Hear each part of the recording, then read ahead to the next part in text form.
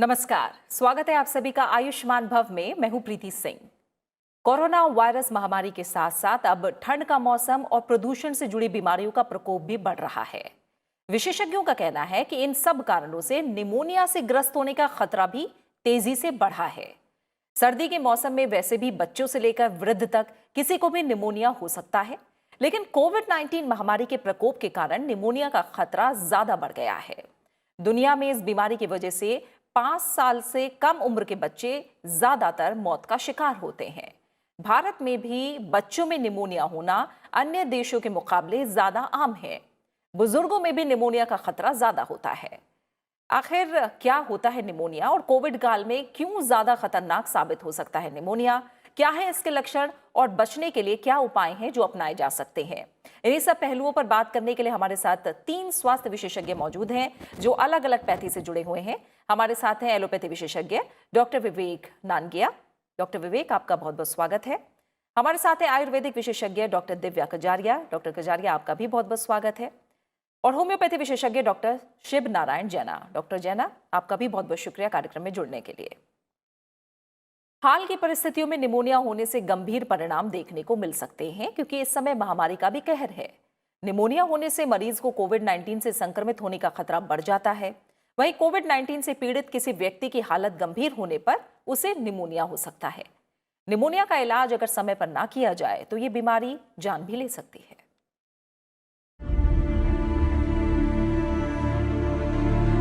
Pneumonia फेफड़ों से जुड़ी बीमारी है जिसमें एक या दोनों फेफड़ों में मौजूद एयर सैक यानी वायु की थैली में तरल पदार्थ या पस भरने की वजह से सूजन आ जाती है। फेफड़ों से जुड़ा ये संक्रमण वायरस, बैक्टीरिया या फंगस किसी भी वजह से हो सकता है। अचानक मौसम के बदलने से सर्दी बढ़ गई है। ऐसे में निमोनिया जैसे रोग लोगों को, खासकर बच्चों और बुजुर्गों को अपनी गिरफ्त में ले सकते हैं। इससे बचाव की जरूरत है क्योंकि कोविड-19 में निमोनिया अब तक घातक साबित हुआ है। ज्यादातर लोग निमोनिया को एक साधारण बीमारी समझते हैं, लेकिन आंकड़ों पर गौर करें तो साल 2019 में दुनिया भर में निमोनिया की वजह से करीब 25 लाख लोगों की मौत हुई, जिसमें 6,72,000 बच्चे शामिल थे। 5 साल से कम उम्र के बच्चों की मौत के लिए जिम्मेदार कारणों में पहला नाम निमोनिया का है। लिहाजा लोगों के बीच इस बीमारी को लेकर जागरूकता फैलाने की बहुत जरूरत है। इस साल कोविड-19 महामारी की वजह से निमोनिया के मामलों में और ज्यादा बढ़ोतरी हुई है और आशंका है कि इस साल कोविड-19 की वजह से निमोनिया से होने वाली मौतों में 75% की बढ़ोतरी हो सकती है, क्योंकि कोविड-19 में निमोनिया दोनों फेफड़ों को एक साथ प्रभावित कर सकता है, जिससे जटिलताएं काफी बढ़ जाती हैं। वैसे तो कोविड-19 निमोनिया के ज्यादातर लक्षण सामान्य वायरल निमोनिया जैसे ही होते हैं, जिस वजह से कोविड-19 या किसी और श्वसन संबंधी इन्फेक्शन का टेस्ट किए बिना ये बता पाना मुश्किल है कि आखिर किस वजह से मरीज में ये स्थिति उत्पन्न हुई है। कोविड-19 निमोनिया के सामान्य लक्षणों की बात करें तो ऐसे मरीजों में भी ज्यादातर सामान्य निमोनिया जैसे ही लक्षण देखे गए हैं, जिसमें बुखार, थकान, सूखी खांसी, कपकपी, सांस लेने में तकलीफ, सीने में दर्द जो खांसने पर बढ़ जाए, कमजोरी, नाक बहना, गले में दर्द और डायरिया शामिल है। हम तीनों स्वास्थ्य विशेषज्ञों से समझेंगे आखिर निमोनिया क्या है और इससे बचने के उपाय क्या हैं और कोविड-19 के काल में किस तरह से निमोनिया और घातक साबित हो सकता है और क्या सावधानियां हैं जो बरती जा सकती हैं। डॉक्टर विवेक नानगिया, मैं आपसे शुरुआत करूंगी। मैं चाहूंगी पहले आप सरल शब्दों में समझाइए कि निमोनिया आखिर क्या है, ये क्यों होता है और भारत में इस बीमारी की स्थिति क्या रही है अब तक। लंग्स के इन्फेक्शन को, यानी कि फेफड़ों में जब भी इन्फेक्शन होता है तो उसको, और स्पेशली अगर वो एक्सरे के अंदर पैच के फॉर्म में अगर नजर आ रहा है तो उसको निमोनिया कहते हैं। निमोनिया इन्फेक्टिव और नॉन इन्फेक्टिव दोनों कारणों से हो सकता है। इन्फेक्टिव हो सकता है बैक्टीरिया, वायरस, फंगस या इवन टीबी की वजह से, एंड नॉन इन्फेक्टिव होता है जैसे किसी केमिकल की वजह से, टॉक्सिक गैस की वजह से, उसको भी केमिकल निमोनाइटिस कहते हैं या केमिकल निमोनिया कहते हैं। जो इन्फेक्टिव निमोनियाज होते हैं उसमें कई प्रकार के बैक्टीरिया हो सकते हैं, जैसे कि स्ट्रेप्टोकोकस निमोनी, हीमोफिलस इन्फ्लुएंजी, गैलामैला catarrhalis, klebsiella, so on and so forth. And fungal TB viral में इन्फ्लुएंजा निमोनिया हमें काफी देखने को मिलता है, और आजकल कोविड तो हम देख ही रहे हैं सुबह शाम। हम्म, बिल्कुल। निमोनिया के अगर हम आंकड़ों के हिसाब से देखा जाए तो दुनिया भर में ये नंबर 1 इन्फेक्टिव कॉज है जिसकी वजह से मृत्यु होती है इंसान की। इंडिया में भी हमने देखा है कि I think top 6 infective causes of death में निमोनिया आता है। आईसीयूज में सबसे कॉमन कारण इन्फेक्शन होने का निमोनिया होता है। निमोनिया अगर बाहर किसी को होता है, जैसे घर बैठे हुए होता है, तो उसको कम्युनिटी एक्वायर्ड निमोनिया कहते हैं। हॉस्पिटल में आकर अगर होता है तो उसको हॉस्पिटल एक्वायर्ड निमोनिया। एक टाइप का निमोनिया होता है जिसको वॉकिंग निमोनिया कहते हैं, जिसमें सिम्टम्स बहुत ही माइल्ड रहते हैं, और ऐसे मरीज क्योंकि चलते फिरते रहते हैं और ज्यादा दिक्कत नहीं होती उनको, इसलिए उसको वॉकिंग निमोनिया। तो किसी भी इन्फेक्शन, लंग के इन्फेक्शन में जिसमें एक्सरे में पैच आना शुरू हो जाता है, उसको निमोनिया कहा जाता है। ठीक है डॉक्टर नानगिया। डॉक्टर दिव्या कजारिया, आयुर्वेद की नजरिया क्या कहता है निमोनिया को लेकर? नमस्कार। पहले तो मैं ये बताना चाहूँगी कि आयुर्वेद में इसका वर्णन जो है आधुनिक जैसे परिवेश में अभी जिस तरह से इसका उल्लेख है, उसी प्रकार से संहिता ग्रंथों में भी इसका अक्षर उल्लेख किया गया है। चरक संहिता में इसको शीघ्रकारी के नाम से किया गया है, जिसमें वो आचार्य कहते हैं कि श्वास के साथ अगर व्यक्ति को 48 घंटे या 24 घंटे के अंदर ठीक न अच्छी सुविधा या अच्छा इलाज न दिया जाए तो मृत्यु की संभावना बनी रहती है। इसी प्रकार से आगे माधव भी कहते हैं कि इसको श्लेष्मक ज्वर, श्वसनक ज्वर के नाम से कहा गया है। तो इसका संहिता ग्रंथों में पूरा वर्णन है और उस हिसाब से इसकी ट्रीटमेंट भी बताई गई है। ठीक है, हम समझेंगे आगे भी इसका ट्रीटमेंट क्या किया जा सकता है और किस तरह की सावधानियां जो बरती जाए। डॉक्टर जिना, होम्योपैथी बताइए हमें, होम्योपैथी निमोनिया के बारे में क्या कहता है? होम्योपैथी का नजरिया क्या है इसे लेकर? होम्योपैथी में हम बीमारियों को एक्यूट और क्रॉनिक डिजीज की नज़र से देखते हैं, और न्यूमोनिया जो है एक एक्यूट डिजीज है। तो एक्यूट डिजीज होने के नाते जैसे डॉक्टर विवेक ने बताया कि कई सारे कॉजेस है, कम्युनिटी एक्वायर्ड निमोनिया है, वेंटिलेटर एसोसिएटेड निमोनिया है, और हॉस्पिटल एक्वायर्ड निमोनिया है, या हेल्थ केयर एसोसिएटेड निमोनिया है। तो ये सारे एक्यूट डिजीजेस में आते हैं। तो एक्यूट डिजीज जब भी कोई पेशेंट को होता है, हमारा जो होम्योपैथी का नज़र है, एक्यूट डिजीज के अंदर सिम्टम और लक्षण जो है होते हैं तरुण होते हैं, मतलब आसानी से समझ में आते हैं, आसानी से पकड़ में आते हैं, और जो रोगी होते हैं उस लक्षण को आसानी से शेयर कर पाते हैं। तो एक्यूट डिजीज में सिम्टम्स प्रोमिनेंट होते हैं, इसीलिए एक्यूट डिजीज का जो ट्रीटमेंट है वो कंपैरेटिवली आसान है। ये होम्योपैथी का नजरिया एक्यूट डिजीज के लिए है।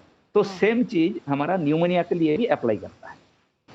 ठीक है डॉक्टर नानगिया, क्योंकि कोविड-19 महामारी से पूरी दुनिया इस समय जूझ रही है, मैं ये समझना चाहूंगी क्या कोविड-19 निमोनिया सामान्य निमोनिया से अलग है? क्या इसमें कोई फर्क है?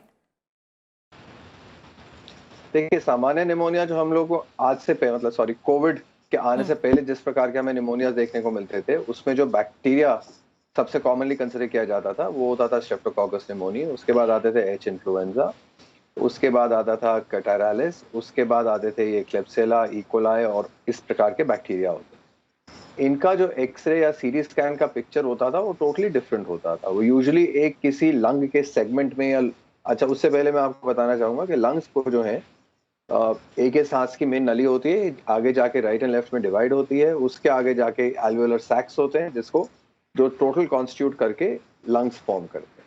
लंग्स के वेरियस सेगमेंट्स होते हैं और वेरियस लोब्स होते हैं। सो यूजुअली जो साधारण टाइप का निमोनिया जिसको हम लोग समझते थे, वो यूजुअली एक सेगमेंट, लोब या दो सेगमेंट्स, एक लोब ऐसे इन्वॉल्व करता था। ये जो कोविड टाइप का निमोनिया है, ये बहुत ही पैची निमोनिया होता है, दोनों लंग्स में होता है, ज्यादातर नीचे की तरफ होता है, जबकि साधारण निमोनिया ऊपर की तरफ ज्यादा नजर आता था हमें एक्सरेज एंड सीटी स्कैन में। ये ज्यादा नीचे की तरफ होता है एंड इल डिफाइंड सा होता है। मतलब एक्सरे एंड सीटी में अगर हम देखते हैं तो बहुत ही इल डिफाइंड सा होता है। इनकी प्रेजेंटेशन भी डिफरेंट होती है। यूजुअली जो प्रेजेंटेशन होती थी जो साधारण निमोनिया की होती है, उसमें खांसी होती है, बलगम होता है, कभी कभी थोड़ा बहुत ब्लड भी आ सकता है, जबकि इस निमोनिया में, कोविड निमोनिया में ज्यादातर ड्राई खांसी होती है और ब्रेथलेसनेस होने लगती है, सांस फूलने लगता है। बुखार तो दोनों ही सिचुएशन में होता है एंड सांस ज्यादा फूलता है, फिर ऑक्सीजन मिसमैच कोविड निमोनिया में ज़्यादा होती है, ऑक्सीजन की रिक्वायरमेंट ज़्यादा होती है, फर्टिलिटी रेट कोविड निमोनिया का ज़्यादा है एज कम्पेयर टू साधारण। तो ठीक है। ये फ़र्क है दोनों प्रकार के। ठीक है। डॉक्टर दिव्या कजारिया, जिस तरह से हमें कोविड-19 निमोनिया और सामान्य निमोनिया में हमें अंतर बताया है डॉक्टर नानगिया में, इसमें आप कुछ और जोड़ना चाहेंगे? और क्या ये माना जाए कि जो कोविड-19 निमोनिया है वो ज़्यादा खतरनाक होता है सामान्य निमोनिया से? हाँ, बेसिकली जब हम निमोनिया की बात करते हैं तो जैसा सर ने भी बताया कि ये दोनों तरह से हो सकता है, इन्फेक्टिव भी और नॉन इन्फेक्टिव भी। लेकिन जब हम कोविड-19 की बात करते हैं तो ऑक्सीजन सैचुरेशन बहुत मायने रखता है और पेशेंट की लिथैलिटी मतलब फैटेलिटी बहुत अधिक हो सकती है और विदिन मतलब टाइम की इसमें बहुत वैल्यू रखता है। इसीलिए हम आपके माध्यम से ज़रूर कहना चाहेंगे कि सेल्फ मेडिकेशन ना करे पेशेंट, खासतौर से अगर उनको लगे कि फीवर हाई ग्रेड हो रहा है, चिल्स के साथ है और अगर स्प्यूटम में ब्लड आने लगे तो तुरंत ही चिकित्सीय परामर्श लें, जितनी जल्दी हो सके, जितना जल्दी नियरेस्ट जो उनके पास हो, क्योंकि इसमें टाइम बहुत वैल्यू करता है। और अगर पेशेंट में एक बार लंग डिस्ट्रक्शन हो जाए, लंग पैरेंकाइमल डिस्ट्रक्शन हो जाए तो ILD मतलब जिसको हम कहते हैं कि इंटरस्टिशियल लंग डिजीज, तो वो रिवर्सिबल नहीं होती है। तो जितनी कोशिश करें, क्योंकि आपके पास जो नियरेस्ट फिजिशियन है वो आपके क्लिनिकल साइन एंड सिम्टम्स मतलब जो लक्षण है उसके आधार को देखिए पता लगा लेता है कि सीवियरिटी कितनी है। सीवियरिटी को एसेस करना बहुत बहुत ही ज़रूरी है और वो भी टाइम बीइंग में, मतलब टाइम इसकी टाइम का बहुत वैल्यू है। तो मैं यही कहूँगी कि कोविड-19 के केस में खासतौर से जबकि हम देख रहे हैं कि ये सभी एज ग्रुप में हो रहा है, ऐसा भी नहीं है कि जैसे पहले हम मानते थे कि 65 के एज ग्रुप के अधिक हैं और मेल अगर एज है और एजेड है पेशेंट तो वो ज़्यादा लिथैलिटी है। तो मेरा तो यही आपके माध्यम से कहना चाहेंगे कि इसके लिए समय का महत्व रखें। डॉक्टर जैना, क्योंकि जब हम निमोनिया की बात करते हैं तो हम जानते हैं कि जो 5 साल से कम उम्र के बच्चे हैं उनको ज़्यादा होता है निमोनिया, या फिर बहुत जो बुज़ुर्ग हैं 65 साल से उम्र जिनकी ज़्यादा है उन्हें इसका भी खतरा ज़्यादा होता है। लेकिन जब हम कोविड-19 निमोनिया की बात करते हैं तो क्या इसका खतरा सभी उम्र पे बराबर का है? कोविड-19 में भी जो बुजुर्ग है उनके अंदर जो खतरा सबसे ज़्यादा है। अच्छा। और जो कोमॉर्बिडिटी जैसे कोई डायबिटीज से भुगत रहा है, कोई हाइपरटेंशन से भुगत रहा है, कोई हार्ट डिजीज से है, कोई कैंसर से पीड़ित है, कोई इम्यूनो कॉम्प्रोमाइज्ड डिजीज है, तो ऐसे केसेस में मॉर्टेलिटी या मरने की आशंका बहुत ज़्यादा है। तो ऐसे खाली मतलब बुजुर्ग नहीं, बच्चों में भी काफ़ी ज़्यादा है इसका मॉर्टेलिटी, और इवन एडल्ट्स में भी इसका मॉर्टेलिटी जैसे नॉर्मल न्यूमोनिया, आम न्यूमोनिया से इसमें ज़्यादा है कोविड न्यूमोनिया के अंदर। ठीक है। डॉक्टर नानिया, मैं चाहूँगी आप लक्षण बताएं, ऐसे क्या लक्षण हैं जिनको बिल्कुल नज़रअंदाज नहीं करना चाहिए और अगर वो लक्षण दिखाई दें तो तुरंत डॉक्टरी सलाह लेनी चाहिए क्योंकि वो निमोनिया हो सकता है? जी, सो बेसिकली अगर किसी को खांसी है, बुखार है, साथ में बलगम में थोड़ा बहुत ब्लड आ रहा है, चेस्ट में पेन होना शुरू होता है, सांस फूलने लगता है, सांस के साथ साथ कई बार पेशेंट्स का ऑक्सीजन ड्रॉप भी हो सकता है। आजकल तो सबके पास पल्स ऑक्सीमीटर इजीली अवेलेबल है, अब तो मरीज अपने आप ही पल्स ऑक्सीमीटर चेक करके बता देते हैं, इतना अवेयरनेस हो गया है सब में। सो उससे जो है ऑक्सीजन सैचुरेशन मॉनिटर कर सकते हैं। पुराने जमाने में, मतलब पुराने क्या जमाने में, आप पल्स ऑक्सीमीटर के आने से कुछ दिन पहले तक हम लोग उसका ये ब्लूइश डिस्कलरेशन पे डिपेंड करते थे कि जो फिंगर नेल्स हैं, टिप्स ऑफ द फिंगर्स हैं, जबान है, इसमें अगर ब्लू हो रही है तो इसका मतलब ऑक्सीजन की कमी हो रही है एंड इमीडिएटली हॉस्पिटलाइज होने की जरूरत है। सांस की रफ्तार अगर तेज हो रही है, मोर देन 16 या मोर देन 20 हो रहा है, तो ऐसे मरीज को इमीडिएटली हॉस्पिटल पहुंचने की जरूरत है। ऑक्सीजन सैचुरेशन अगर 92% से नीचे जा रहा है, या पेशेंट कंफ्यूजन में जा रहा है, या ब्लड प्रेशर ड्रॉप हो रहा है, ये सब सीरियस साइंस हैं एक serious and very severe pneumonia के, जिसको इग्नोर नहीं कर। बिल्कुल ठीक है। और जिस तरह से मैं ज़्यादा जिनको खतरा है उनके बारे में बात कर रही थी, डॉक्टर दिव्या कजारिया, मैं चाहूँगी कि आप बताएं कि किन लोगों को ज़्यादा सावधानी बरतने की ज़रूरत है। जैसा कि सर ने भी बताया कि हॉस्पिटल एक्वायर्ड और कम्युनिटी एक्वायर्ड हो सकता है। तो अगर हम इंडिया के पर्सपेक्टिव में देखें तो जो स्मोकर्स हैं, जो अल्कोहलिक हैं, या किसी भी तरह से जो इम्यूनो कॉम्प्रोमाइज हैं, जैसे कि जो डायबिटिक हैं या जो कोमॉर्बिडिटी वाले पेशेंट्स हैं, उनके में इसके लिए वो ज़्यादा प्रोन होते हैं, उनके में होने की संभावना ज़्यादा हो सकती है।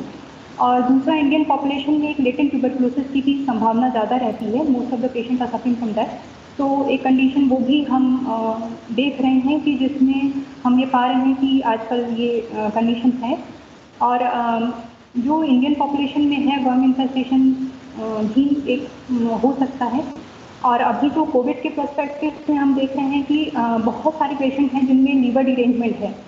अब वो कोविड से कैसे लिंक है ये अभी कहना मेरे लिए संभव नहीं है, क्योंकि इसके लिए भी स्टडीज चल रही हैं, ऑनगोइंग है। लेकिन लीवर डिरेंजमेंट, इसीलिए अल्कोहल को भी हम कहते हैं। और जिसमें लीवर, जैसे कि फैटी लीवर पेशेंट है अगर ग्रेड 4 ग्रेड 3 के, तो उनके में भी ये चांसेस रहते हैं क्योंकि वो इम्यूनो कॉम्प्रोमाइज होते हैं।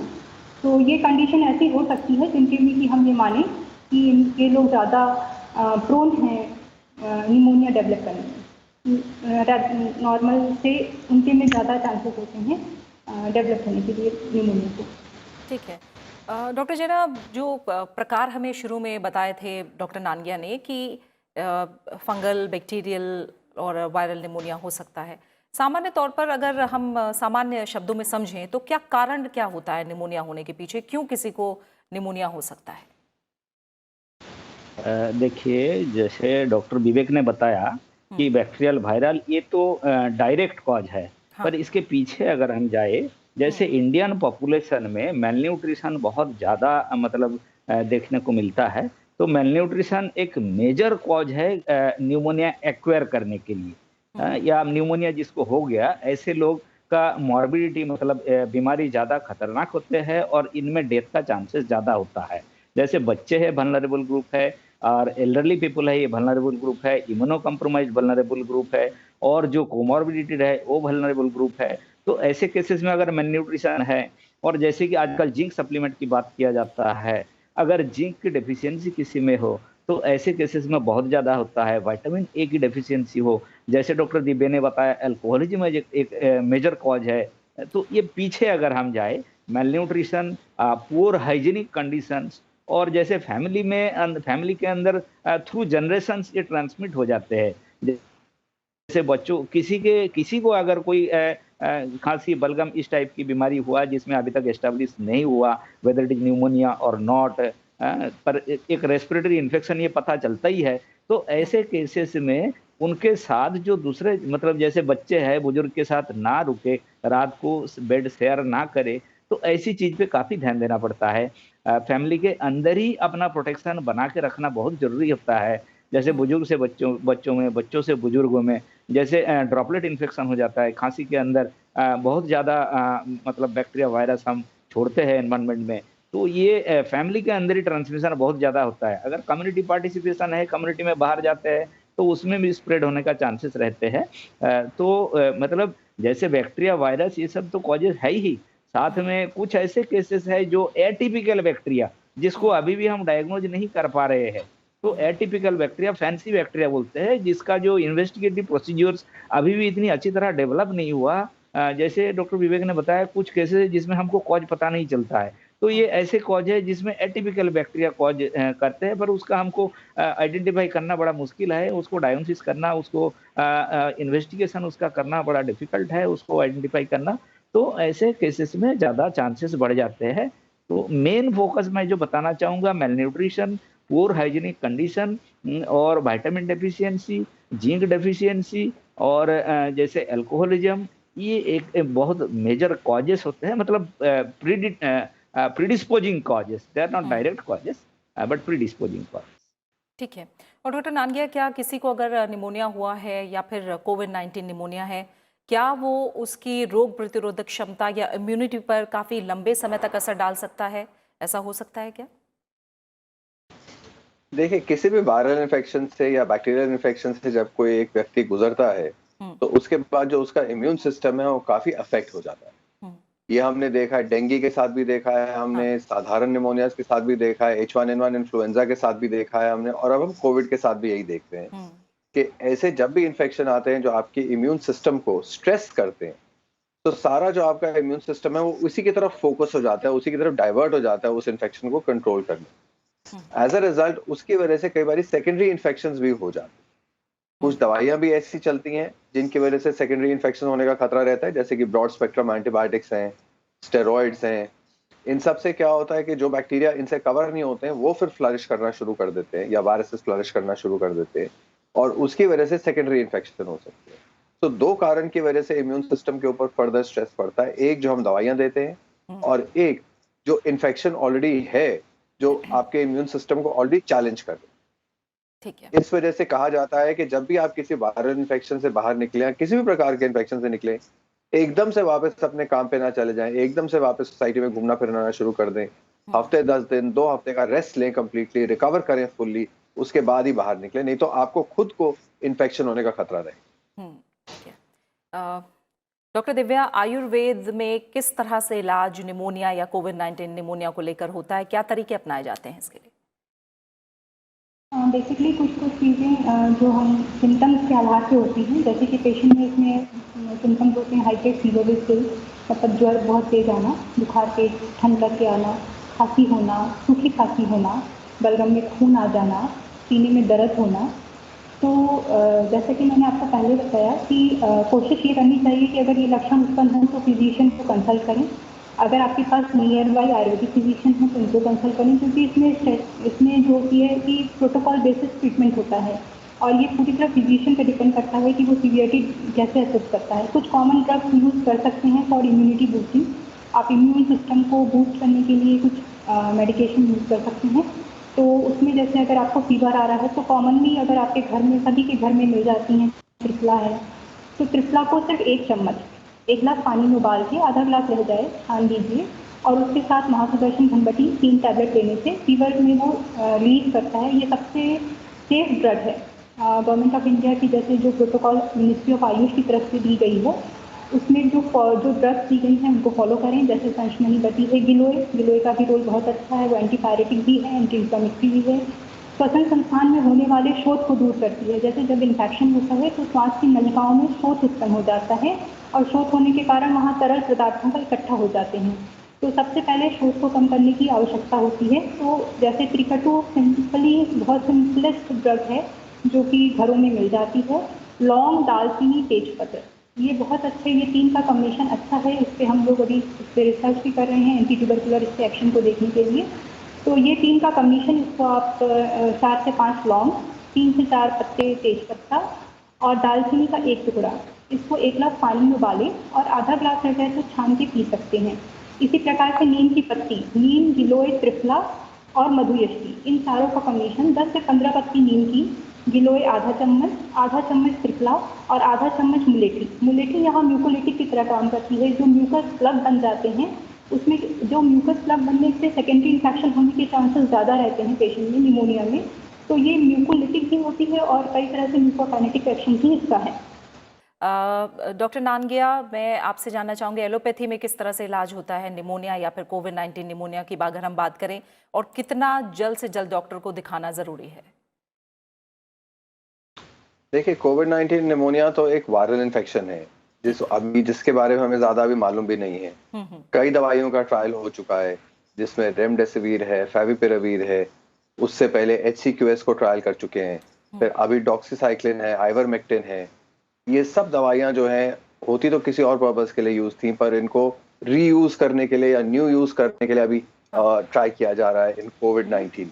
ठीक है। कोई भी दवाई ऐसी नहीं है या कोई भी एंटीवायरल ऐसी दवाई अभी तक नहीं मिली है जिसको हम 100% कह सकते हैं कि हाँ ये दवाई इसमें काम करती है कोविड में। पर फिर भी हम लोग, क्योंकि कुछ उम्मीद है कि आइवरमेक्टिन, कुछ लोग कहते हैं आइवरमेक्टिन एंड डॉक्सी का कॉम्बिनेशन दिया जाए, कुछ लोग फेविपिराविर एक दवाई आती है जो एंटीवायरल है उसके ऊपर डिपेंड करते हैं। जब पेशेंट सिक हो जाता है, हॉस्पिटल में आता है और उसको ऑक्सीजन की जरूरत होती है और दोनों लंग में निमोनिया हो रहा होता है, तो फिर हम उसमें रेमडेसिविर भी देते हैं।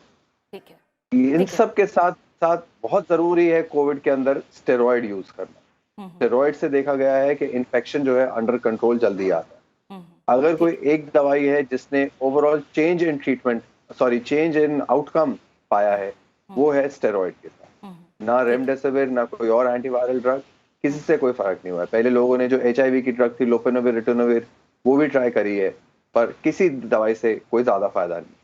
ठीक है डॉक्टर नानगिया, इसका मतलब ये है कि एक तरह से लक्षण दिखे तो डॉक्टर के पास जल्द जाएं। डॉक्टर अपने हिसाब से जो मरीज है उसे देखकर इलाज ज़रूर बताएंगे। डॉक्टर जिना, आखिर में मैं होम्योपैथी के नज़रिए से इलाज समझना चाहूँगी, क्योंकि होम्योपैथी थोड़ा प्रिवेंटिव मेजर अपनाता है। और क्या हम एक तरह से एलोपैथी या अगर आयुर्वेद दवाई ले रहे हैं तो निमोनिया के समय होम्योपैथी में साथ में क्या इसका सहारा लिया जा सकता है? छोटा सा कमेंट आपका। बहुत ही अच्छा क्वेश्चन आपने पूछा। देखिए, होम्योपैथी में आपने बोला preventive, as preventive arsenic album बोला गया था और वो बहुत जगह यूज हुआ, बहुत डिपार्टमेंट में, सरकारी दफ्तरों में यूज हुआ और उसका काफ़ी अच्छा रिजल्ट आया। और जो स्वास्थ्य सचिव है राज्यों के, ऐसे लोगों ने भी अपना स्टेटमेंट जारी करके इसको सपोर्ट किया। हाल ही में मैं आपको बताऊंगा, कोलकाता म्यूनिसिपल कॉरपोरेशन, उन्होंने होम्योपैथी दवाई जैसे माइल्ड और मॉडरेट केसेस में जो होम क्वारंटाइन पेशेंट्स है, ऐसे लोगों में होम्योपैथी दवाई देने के लिए उन्होंने बताया। हाल ही में आजकल में ही एक दिल्ली उच्च न्यायालय का माननीय दिल्ली उच्च न्यायालय का आदेश जारी हुआ, जिसमें उन्होंने बोला कि होम्योपैथी को मौका दिया जाए। जैसे माइल्ड और मॉडरेट केसेस में कोविड को ट्रीटमेंट करने के लिए। आपने अच्छा सवाल उठाया। मैं आपको बता दूं, जैसे कि सीवियर केसेस में भी अगर होम्योपैथी साथ में किया जाता है, अगर होम्योपैथी को मौका दिया जाए, आजकल कंसेप्ट ये आ रहा है, इंटीग्रेटेड मेडिसिन का कंसेप्ट आ रहा है। हम एलोपैथी को विरोधाभास नहीं करते हैं। एलोपैथी का हम भी जब ऐसे सिचुएशन में जब होम्योपैथी से नहीं हो रहा है, तो कोई भी होम्योपैथी डॉक्टर ऐसा नहीं है जो बोलेगा कि होम्योपैथी से ही टिके रहो और दूसरी दवाई मत लो। तो हम ऐसे लोगों को एलोपैथी में भी रेफर करते हैं। पर होम्योपैथी अगर सीवियर केसेस में साथ में दिया जाए तो दूसरी रिसर्च, जैसे डेंगू की केसेस में हेडगेवार अस्पताल दिल्ली में ही रिसर्च हुआ था, जिसमें देखा गया कि जो कटशॉट होता है, इलनेस कटशॉट होता है, जल्दी रिकवरी होता है। जो जापानीज एन्सेफेलाइटिस में गोरखपुर में स्टडी हुआ है, जिसमें भी देखा गया है, जो कि एलोपैथी के साथ होम्योपैथी दिया तो ऐसे केसेस में हॉस्पिटल स्टे जो है वो कम हो जाता है। तो हमको मौका देना बहुत जरूरी है। हमारा इंफ्रास्ट्रक्चर को डेवलप करना, अभी सरकार हमको सपोर्ट कर रहा है, पर उसको डेवलप करना बहुत जरूरी है। तो यानी होम्योपैथी काफ़ी मददगार साबित हो सकती है और साथ में आयुर्वेद और अगर एलोपैथी का भी सहारा कोई ले रहे हैं तो होम्योपैथी भी साथ में अगर ली जाए तो मददगार साबित हो सकती है। फिलहाल आज के कार्यक्रम का समय यहीं पूरा हो गया है। Doctor Nangia, doctor Divya Kajaria, doctor Jina, आप तीनों मेहमानों का फिलहाल बहुत बहुत शुक्रिया इस चर्चा में शामिल होने के लिए, इस कार्यक्रम में शामिल होने के लिए। तो देखा आपने कि कोरोना के काल में निमोनिया का खतरा ज़्यादा है, इसलिए आप भी अपनाइए आज दी गई ज़रूरी सलाह और सुझाव और रहिए बिल्कुल स्वस्थ। आप इस कार्यक्रम को YouTube पर भी देख सकते हैं, अपनी राय और सुझाव हमारे साथ साझा कर सकते हैं। रखिए अपना अच्छे से ख्याल और फिलहाल मुझे दीजिए इजाज़त। नमस्कार।